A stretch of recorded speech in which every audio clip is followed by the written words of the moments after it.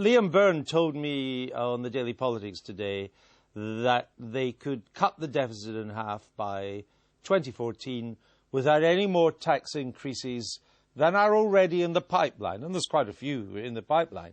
Is that believable? I don't believe it. I don't believe it because I don't think the growth figures will be what the Treasury think they will be. I think, the recovery we've seen so far has been disappointing, and it may well be that things will get worse. It's quite likely to me that there will be another crisis, a sterling crisis, a funding crisis. That's all very, very likely. I think also it would be tougher to cut public spending than people think. I think both Labour and the Tories underestimate that. Actually, I think the crucial thing in a way is not what policies you pursue. It is whether you give the impression as a government of leadership that commands confidence. By which you mean being prepared to make cuts? What are the political consequences of, parties outbidding each other to make cuts? Well, when you say cuts, I mean, it's such, it's such absolute rubbish, isn't it? No, it is. When public spending has risen by tens of percentage points in the last few years, if you're saying that you couldn't get by on what we had, a year ago, or 2 years ago, or 3 years ago, it's crazy. Of course we could. Because we can see there's been masses of waste. So the idea that if you bore down on public spending, you will bear down on public services, it's a complete non sequitur. Calling for bigger cuts is not helping your party in the polls. That may be true. But what we're actually talking about is what would help our economy. Now, Liam Byrne told me today that public spending under Labour will have to be cut by 38 billion. To get to that. That's quite a big cut. Can it be done by that alone, though? Or after the election, are we not going to be told there will have to be more tax rises? I think so, because the growth estimates that the Treasury or whoever are plugging in are probably too strong. Over 3.5%. I believe, on this question of taxation, I believe in that, was it Arthur Laffer, the Laffer curve? Yes. That if you lower taxes, you stimulate people, you incentivise people, and the ultimate tax yield is greater as a result, rather than and the opposite, of course. Yeah, right. Then if you increase taxes, I think you de-incentivise people and you make people less responsive. So my view is that the estimates are probably wrong. One thing that has happened in the last couple of months is interesting. Is the US, I think, has got a little bit stronger. And that obviously will have some impact on Western Europe. But where I see the biggest impact is Germany. It's not the UK. I mean, German exports. The exporter. Yeah, and German exports, despite the strength of the euro, has come back strongly. I don't think UK exports, despite the weakness of the pound, you would think logically. They fell by the biggest amount in 3 years. Trade gap has widened. So we've got some serious issues to do with. Coming on to the politics of it, though, given what Liam Byrne said today, and also the Chancellor, in a sense, Labour has. It's got a more coherent message than the Conservatives on the economy now. The message is on the history, we stopped a recession turning into a depression, we're now on the way to recovery, we have got some painful tax rises in the pipeline, we're going to have to cut, but there will be no more than that, and we're going to cut the deficit. That's now, you can disagree with it, but it's a narrative. I'm not sure what the Tory equivalent is. Well, I guess it's not much of a narrative if first of all, you disbelieve it, and if, secondly, it doesn't command confidence. I mean, the government has been putting out its narrative for some time, and as you've just said, what's happening is the pound is falling. The recession is not over. The figures continue to be extremely disappointing. But the polls are narrowing. Yeah, but we're talking about the economy at the moment. I thought we were talking about the politics. Well, actually, no, I was talking about the Conservative Martin came on the programme this evening and said politicians are avoiding the decisions because they want to win the election, and that's very bad for the economy. And what you're saying, you're underlining that point. I was just doing what Andrew asked, which is to talk about the politics. And I'd like that you did what I asked, because it doesn't happen very often, and you should come here more, Martin, because she's behaving herself better as a result. And committing herself to state-directed capitalism. Yeah, exactly. The first. We may say that again.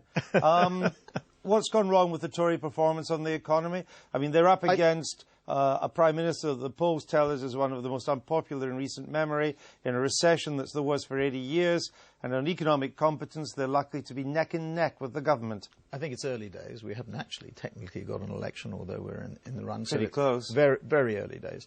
The thing that always struck me when I was at Saatchi's many, many years ago was that the best line was, "It's time for a change." And it's amazing how many election lines Obama, certainly the Conservatives at the beginning of this campaign, not so much now focus on the word change. After about 10 years, governments seem to run out of ideas, maybe understandably so, having been hit every day with all these things that happen, and the strategy starts to wither. So I do think that is the fundamental thing. I think that's the most powerful thing at work. The issue is the Conservatives have not articulated, as you're getting at by the question, an alternative response. And why not? Well, it's quite difficult That's because what the election's gonna be about. Gordon Brown has taken the ground that we should manage the economy more effectively, but we should leave it a little bit longer, less cuts, less unpleasantness. And people seem to agree with that. Well, obviously that's more comfortable than somebody who comes in and says, wear the hair shirt. It's also an issue whether they think the Tories are competent to do it. Why does the city... Why does the city and chief executives like you